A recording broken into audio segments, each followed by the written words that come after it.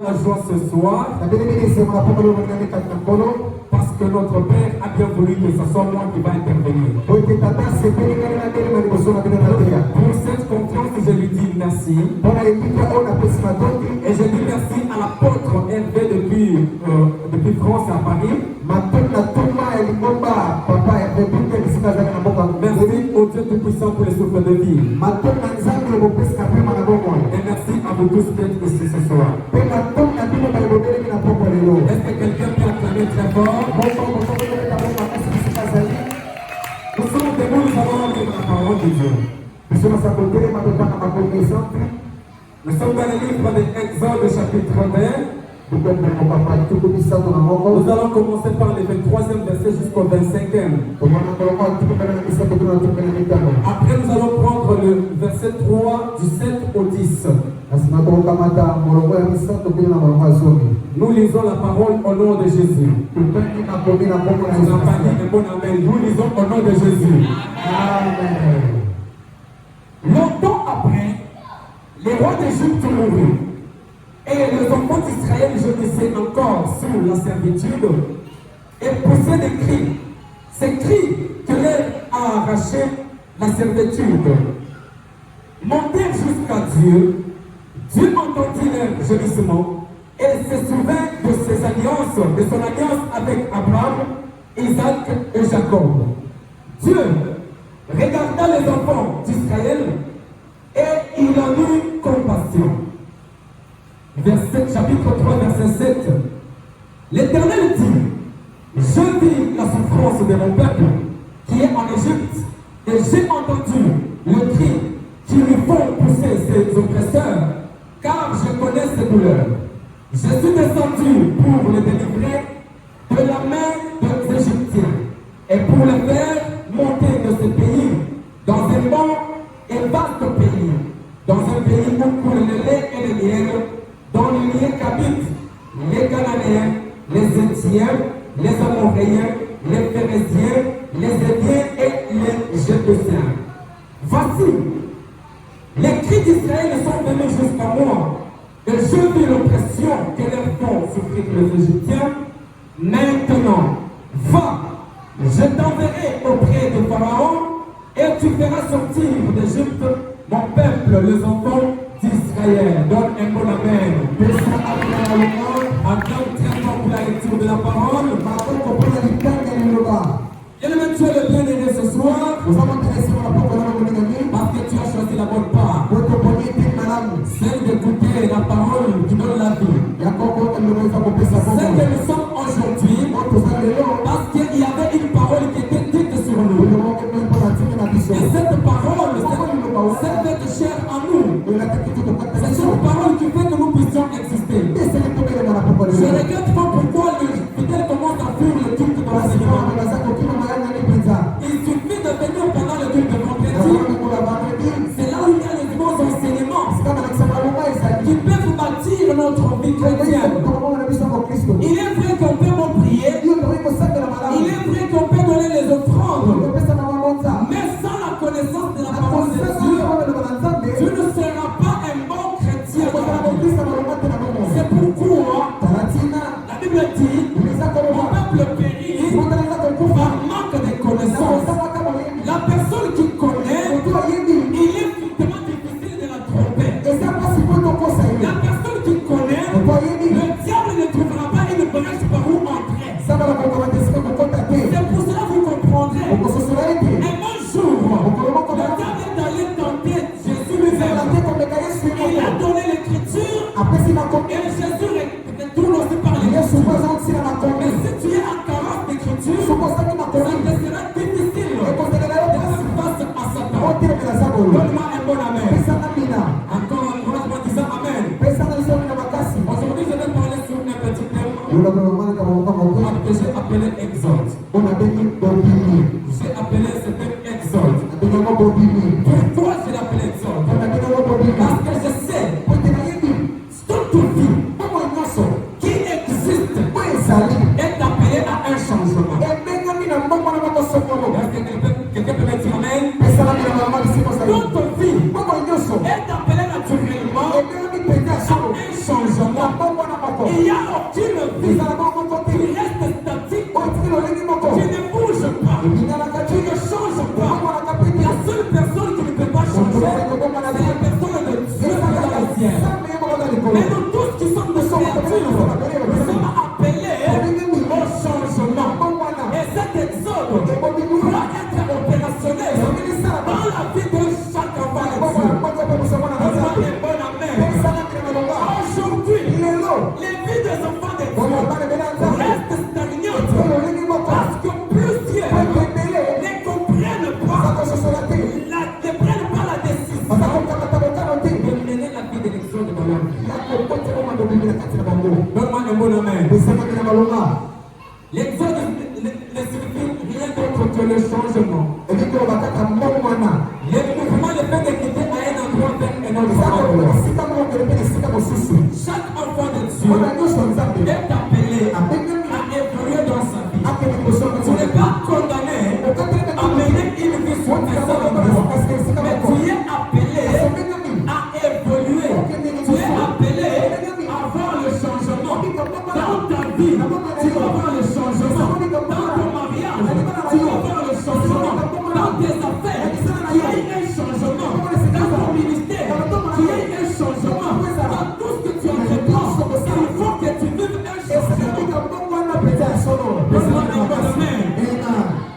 Donne-moi encore un bon amen.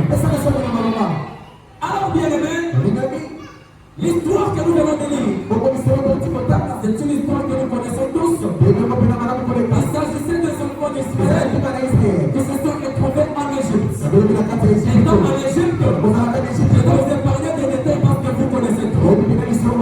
Étant déjà en Égypte, après beaucoup d'années, ils étaient assujettis. Ils étaient soumis aux travaux lourds. Tout ce qu'ils étaient en train de faire, ce n'était pas de leur propre gré, mais c'était forcé par les Égyptiens. Mais je me contente parce que parmi ces Israélites, il y a qui un fils, cet enfant qui avait été hébergé dans la maison de Pharaon. Mais un bon jour, l'enfant, après avoir grandi, il s'est rendu compte qu'il n'était pas un vrai Égyptien. Il n'était pas vraiment un Égyptien, mais il était un Hébreu. Mais il a pris une bonne résolution. Il a commencé à fréquenter sa famille. Il a commencé à fréquenter ses frères. La Bible me dit, un bon jour, quand il est allé voir ses frères, il constata qu'un Égyptien était en train de débattre son frère. Maintenant, pendant qu'il était là, il a senti cet amour. Il a senti les réclamations de son sang. Il s'est dit non, je ne peux pas laisser quelqu'un en train de faire du mal à mon prochain. Donne-moi un bon amen. Donne-moi encore un bon amen.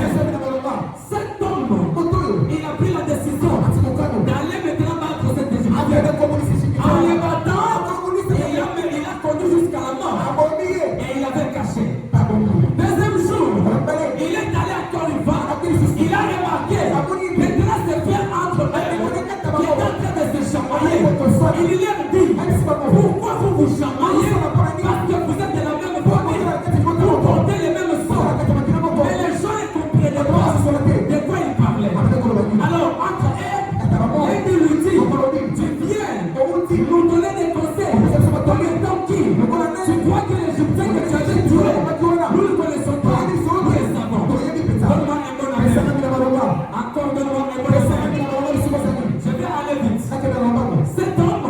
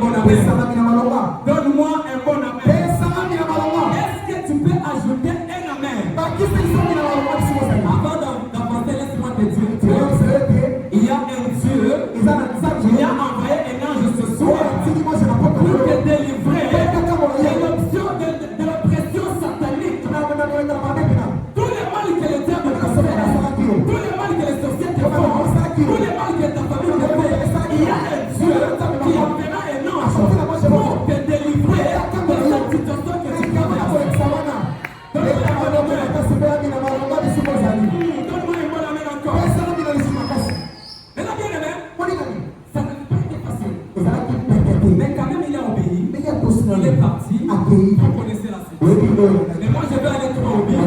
Pour vous dire que on ne peut pas parler de l'exode. On ne peut pas parler de l'exode sans les concours de 5 éléments que je vais vous donner tout à l'heure.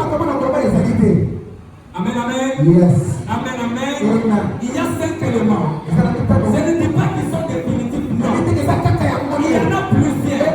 Mais pour ce soir, le Saint-Esprit m'a mis à cœur de vous parler de 5 éléments. Je vais détailler rapidement qui vont concourir pour que l'exode soit effectué. Oh! Le chiffre 5. Le chiffre 5. Selon la numérologie, la numérologie n'est rien d'autre que l'étude. L'étude basée sur le chiffre. Donc tu dois décrire tous les chiffres, les significations des chiffres. On le détaille en disant que le chiffre 5 n'est rien d'autre qu'un chiffre de liberté. Donne-moi un bon amen. Un chiffre de liberté. Un chiffre de l'indépendance. Un chiffre de l'indépendance. Donc quelqu'un est appelé ce soir à vivre l'indépendance. Tu es appelé à vivre l'indépendance. Tu es appelé à être libre.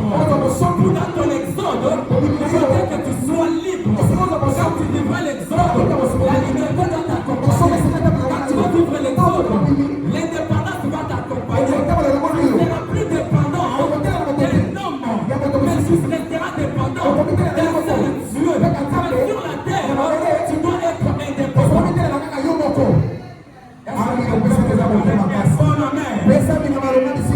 Le premier élément, il faudrait qu'il y ait Israël. Donne-moi un bon amen. Deuxième élément, il faudrait qu'il y ait l'Égypte. Troisième élément, il faudrait qu'il y ait un pharaon. Quatrième élément, il faudrait qu'il y ait un Moïse. Et le tout dernier, c'est il faudrait qu'il y ait un Canaan. Est-ce que quelque part tu as acclamé très fort ce soir? Acclame encore très fort. Acclame pour que je puisse expliquer quelque chose. Que Dieu vous bénisse. Avec ces 5 éléments, ce sont ces 5 éléments qui feront que l'exode puisse exister. On ne peut pas parler de l'exode s'il n'y a pas au préalable ces 5 éléments. Pourquoi il faudrait qu'il y ait Israël? Parce que Israël, selon l'explication, Israël est celui qui lutte avec Dieu. Celui qui lutte avec Dieu. Mais dans un autre terme, on peut appeler la bien-aimée de l'Éternel. C'est celui-là qui est Israël. Or, je sais les choses. Croyez-moi ce soir, nous sommes les bien-aimés de l'Éternel. Croyez-moi ce soir, nous sommes les bien-aimés de l'Éternel. L'Éternel nous a choisis. L'Éternel nous a aimés.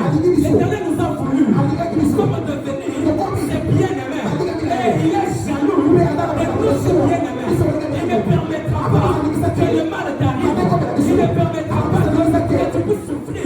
Parce que tu es le bien-aimé de Dieu.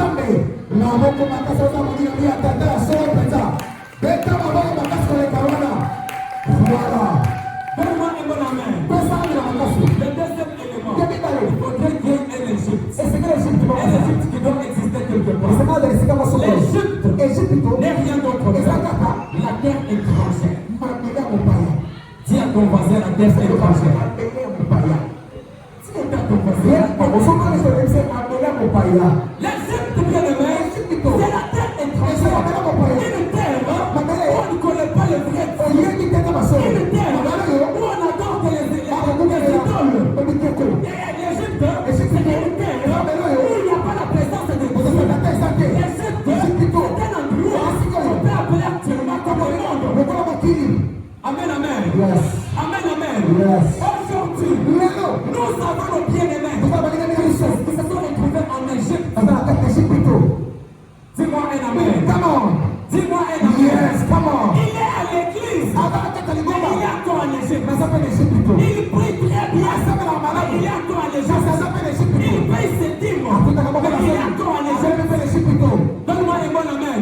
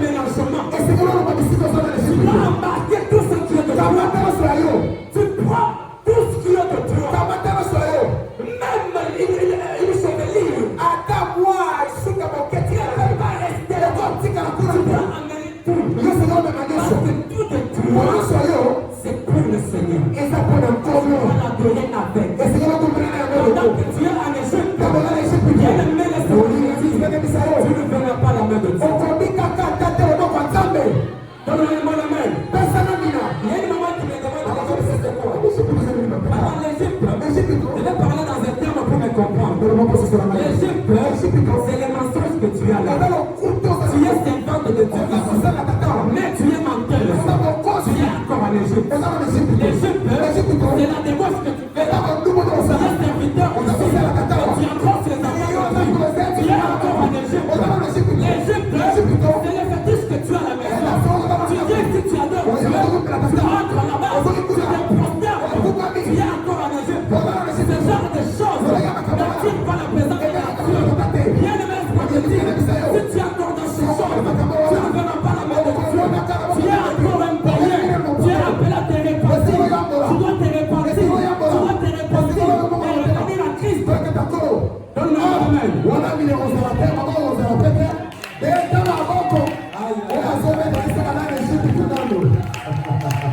Ils sont âgés. Excusez-moi si je m'appelle. Le Saint-Esprit a voulu que je parle. Vraiment. Alors, nous avons devenu ici. Nous avons besoin de gens ici qui sont des vrais chrétiens. Et non, ceux qui sont les tantons plutôt. Dehors, on connaît. On ne sait pas l'identifier. Dehors, il a une autre casquette. Il a un autre nom. Et ici, nous connaissons que c'est le frère menteur. Mais là-bas, on l'appelle Tonton Alexis. Tu es encore dans le monde. Tu es encore dans le monde. Tu es encore en Égypte. Je redis, tu es en Égypte. Je répète, tu es en Égypte. Ce que tu fais dans la face des hôtels, tu y es en Égypte. Aussi longtemps tu n'arrêteras pas ça. Tu ne verras pas la même chose. Tu ne verras pas le ciel. Tu ne verras pas le ciel. Tu ne verras pas le ciel. Tu ne verras pas le salut. Tu es appelé à changer.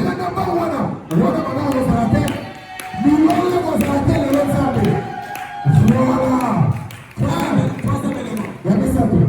Pour qu'on parle d'un exode efficace, il faut qu'il y ait un pharaon. Donne-moi un bon amen. Il faut qu'il y ait un pharaon. Un pharaon, c'est qui? Quand j'essaie de mener mes recherches, la réponse qu'on m'a donnée, ça m'a émerveillé. Que ça soit vrai ou faux, mais moi j'ai aimé cela. Et je l'ai adopté. Un pharaon, on me dit ceci, c'est celui qui règne sur une grande maison. Donne-moi un bon amen. Un pharaon, c'est lui qui règne sur une grande maison. Bien aimé, la présence des pharaons ne te laissera pas vivre ta liberté. La présence des pharaons ne te laissera pas vivre la vie de l'indépendance. La présence des pharaons va toujours te soumettre à des travaux forcés. La présence des pharaons va faire de sorte que tu demeures esclave en Égypte.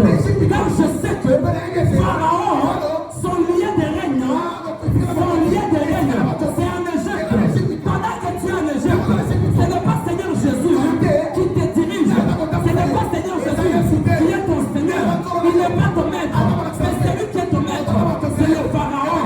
Pendant qu'il est ton maître, il te force à faire des choses que tu les mets ou non. Donne-moi un bon amen. Le pharaon, c'est l'image de Satan. C'est le diable qui est en train de régner dans les mondes. Dans le monde, il y a le diable. Ici, chez nous, il y a le Christ, qui est le roi de rois, qui est le Seigneur des seigneurs, qui est élevé, qui est assis à la droite du Père, en train de décéder pour toi et pour moi, parce que nous sommes ses bien-aimés.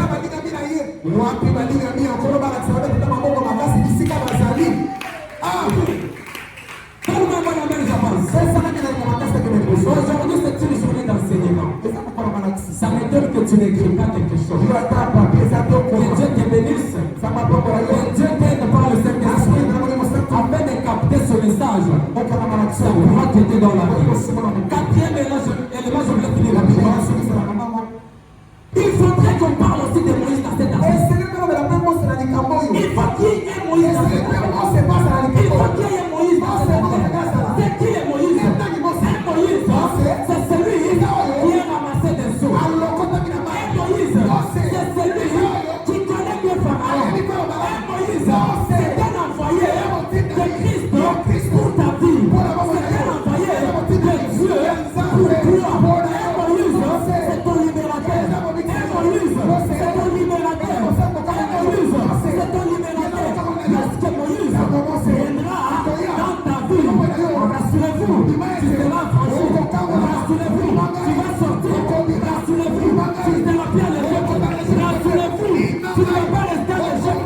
Rassurez-vous, tu ne vas pas passer par l'Égypte. Rassurez-vous, tes affaires ne seront plus jamais en Égypte.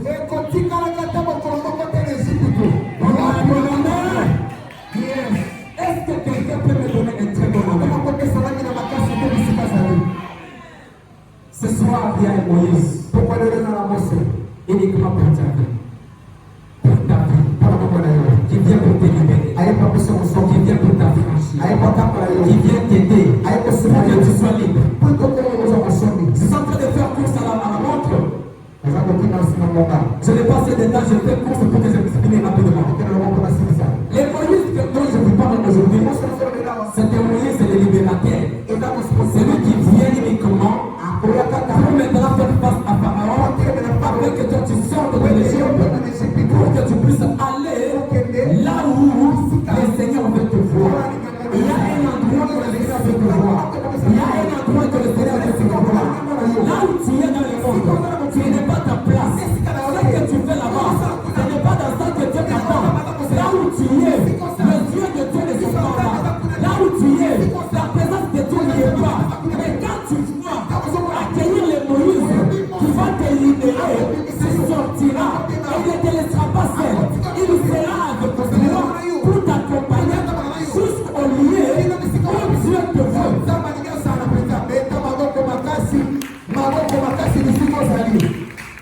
Je termine par le dernier élément. Il faudrait qu'il y ait un endroit qu'on appelle Canaan. Dis-moi Amen. Est-ce que quelqu'un peut acclamer très fort? Applaudis d'abord très très très fort ici. Il faudrait qu'il y ait un Canaan bien aimé. Pour qu'on parle de l'exode, il faudrait qu'il y ait un Canaan. Parce qu'on doit voir là où tu as quitté et là où tu es. Les Canaan, c'est la terre promise. La terre promise. Là où c'était le Seigneur de l'État promis. C'est un endroit où coule les laits et les miel. C'est un endroit où il y a les bonheurs. C'est un endroit où tu dois aller trouver des bonnes choses. C'est un endroit où tu dois avoir un nouveau départ. C'est un endroit où tu dois récupérer tout ce que tu as perdu en Égypte. Mais là-bas, en Canaan, tu vas aller le retrouver. On proclame ce soir que quelqu'un qui est plus court, vive son Canaan, que tu vives ton Canaan dans ta vie, que tu vives ton Canaan dans tes affaires, que tu vives ton Canaan dans tes enfants, que tu vives ton Canaan dans ton ministère, que tu vives ton Canaan dans tout ce que tu fais, que tu vives ton Canaan, tout ce qui te dérange parti. Ce soir, la promesse de Dieu va rester en Égypte, mais ton Canaan t'attend de force.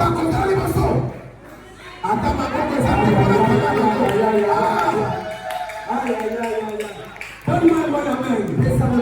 Je voulais terminer en disant bien aimé, il nous est demandé de vivre l'exode. Étant enfant de Dieu, nous devons vivre l'exode. Quitter le monde pour revenir à Christ. Si vous venez à Christ, vous ne venez pas véritablement. Parce que vous venez tâter plutôt. Vous venez essayer. Notre Dieu n'est pas un Dieu d'essayer. On ne l'essaye pas. Je m'en fiche de ceux qui disent que viens d'abord essayer mon Dieu. Non, on n'essaye jamais Dieu. On ne peut pas essayer Dieu. On vit Dieu. On vit Dieu. On vit Dieu. On ne peut pas essayer Dieu. Il faut vivre Dieu. Venez vivre Dieu en Seigneur. Venez vivre Dieu en Seigneur. Venez vivre un vrai Dieu. Venez vivre un vrai Dieu. Donne-moi un bon amen. Je vais continuer en disant cela. Lorsque tu fais ton exode, sache-le très bien, une nouvelle saison commence pour toi. Amen.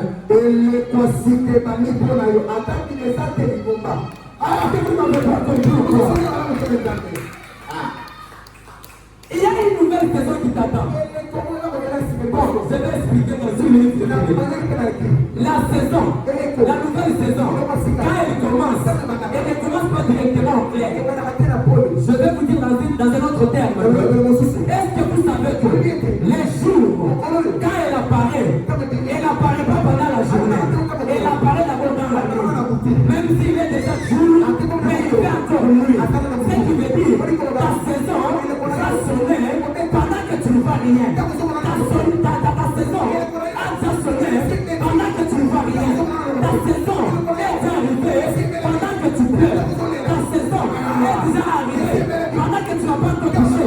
Ta saison est déjà arrivée pendant que tu n'es pas encore élevé. Ta saison est déjà arrivée pendant que tu n'as pas encore eu ce que tu veux. Mais ta saison est déjà là. Il faudrait que la saison vienne, que la nouvelle saison soit là. Que toi, l'enfant de Dieu, tu puisses vivre les idées, les derniers temps. Que tu vives les bons temps de Dieu dans ta vie. Les temps que Dieu a imparti pour toi. Tout ce que tu as prévu pour toi, tu dois les vivre dans ta saison. Et ta saison t'attend à Canaan. Ta saison t'attend à Canaan. Je déclare pour terminer l'exode dans la vie, sur le moment qui est ce soir. Je lève ma main vers le ciel. Je déclare l'exode dans la vie des frères. Je déclare l'exode dans la vie de quelqu'un qui a ouvert les mains sur toi. Je ne parle pas à toi qui est distrait, mais je parle à la personne qui comprend ce que je fais. Je parle à la personne qui comprend que ce n'est pas ma tête qui parle, mais c'est le Saint-Esprit qui parle au travers de moi. Que l'exode soit une réalité de ta vie. Que l'exode soit une réalité dans ta vie. Tu quittes l'Égypte pour aller dans la terre promise. Tu quittes l'Égypte pour vivre le canon. Tu dois vivre le canon. Tu dois vivre le canon. Tout ce qui t'échappait, je le déclare, je décrète que cela soit une réalité. Ce que tu n'as pas touché, tu dois le toucher. Ce que tu n'as pas palpé, tu dois le palper. Ce qui était une utopie, ça devient une réalité. Ce qui dormait, ça doit se réveiller. Ce qui était mort, ça doit être ressuscité. Ce qui te manquait, doit être une réalité. Dans ta vie, ce soir, ce n'est pas pour demain, mais ce soir, ce n'est pas pour demain, c'est pour maintenant, c'est pour maintenant, c'est pour maintenant. Toi qui me rapportes, toi qui me tues, toi qui me crois, que ça soit une réalité.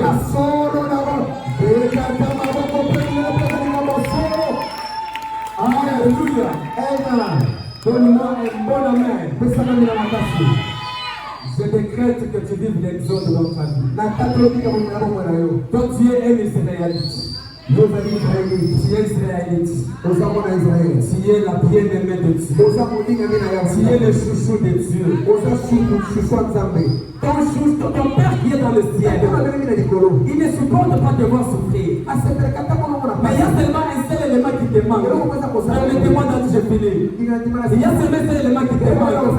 Dieu, il voyait pendant que son chouchou pleurait en Égypte. Il voyait pendant qu'on lui faisait du mal en Égypte. Mais il n'a pas agi. Il attendait quelque chose. La Bible me dit, il dit maintenant à Moïse, j'ai entendu ton Dieu a besoin d'entendre quelque chose, a besoin d'entendre ta voix, il a besoin d'entendre ton cri. Tu dois parler avec qu'il t'écoute et qu'il descende pour sauver sa bien-aimée. Donne-moi un bon amen. Est-ce que quelqu'un peut acclamer pour la parole de Dieu? Acclame très très fort pour la parole de Dieu. C'est pour la personne acclame très fort pour la parole de Dieu. C'est pour la personne pousse un cri de joie. Pousse encore un cri de joie. Si tu as un cri de joie dans ta vie, pousse un cri de joie. Dieu te musique.